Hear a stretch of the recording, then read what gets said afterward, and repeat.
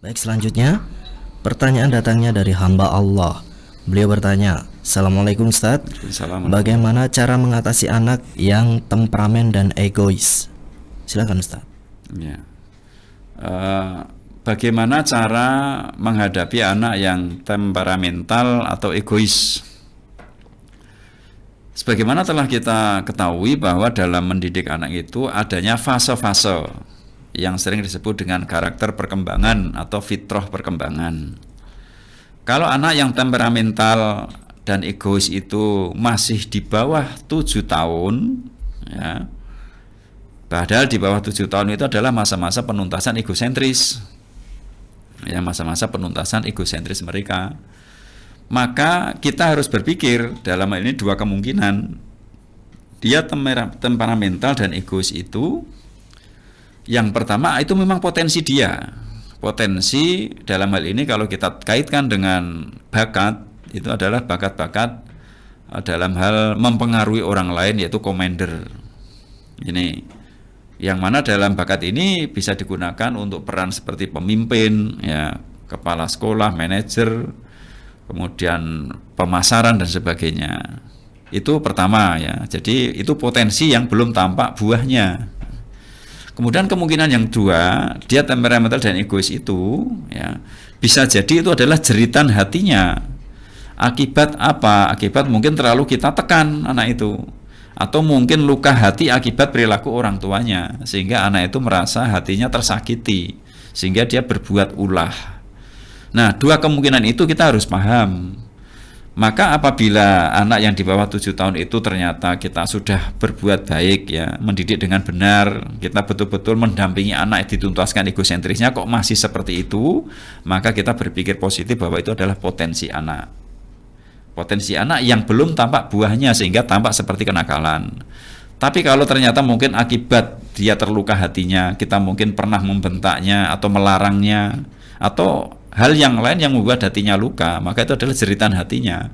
Maka apa yang kita lakukan? Maka kita harus mengoreksi diri kita sendiri. Cara mendidiknya perlu diperbaiki sehingga anak tidak terluka hatinya.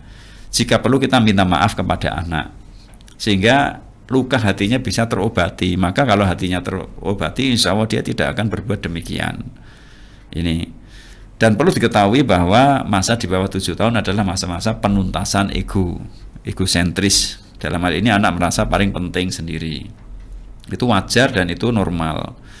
Tapi kemudian kalau anaknya itu sudah 7 tahun sampai 10 tahun, ya, masih berbuat demikian, ya, ini pun belum boleh dihukum. Ya, itu pada masa tamyiz, karena 7 sampai 10 itu adalah masa tamyiz, belum ada perintah untuk dipukul. Kita cukup memberikan nasihat, ya, kepada anak yang masih di bawah 10 tahun dan di atas 7 tahun ini. Karena masa ini adalah nalar mulai tumbuh, mulai fase tamyiz. Tamyiz itu adalah mereka bisa membedakan mana yang baik, mana yang buruk karena sudah mulai bernalar. Maka diajak untuk bernalar, berdialog. Belum boleh dihukum, ya. Nah, memang butuh kesabaran dalam mendidik ini. Maka sabar itu kalau selalu diiringi dengan ikhlas dan mutabaah, insya Allah ta'ala kita akan menikmati kesabaran tersebut.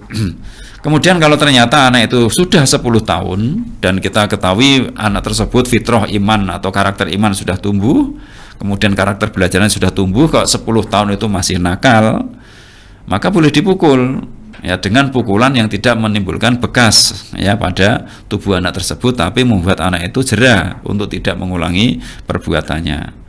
Namun apabila karakter imannya belum tumbuh, ya, egosentris masa lalunya belum tumbuh, karakter belajarnya belum tumbuh, maka kita jangan terburu-buru untuk memukulnya atau memarahinya atau menghukumnya, tapi terlebih dahulu karakter iman ditumbuhkan lagi, diulang lagi sampai karakter iman tumbuh. Nah, setelah karakter iman tumbuh, kemudian karakter belajar tumbuh, baru kemudian boleh adanya pemukulan tersebut.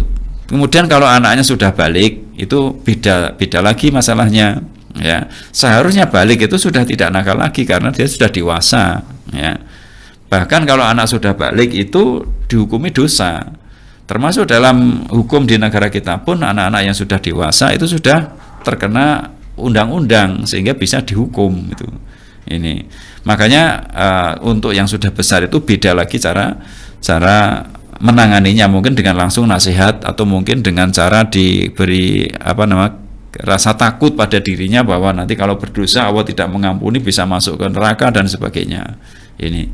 Jadi itu cara mengatasinya berbeda-beda untuk tiap-tiap fase. Namun perlu kita ketahui bahwa kita boleh keras ya dalam mengatasi permasalahan anak apabila fitrah atau karakter iman anak sudah tumbuh dan karakter belajar sudah tumbuh. Tapi kalau karakter iman dan karakter belajar belum tumbuh, maka kita harus tetap berlemah lembut kepada anak tersebut. Demikian, wallahu a'lam bishawab.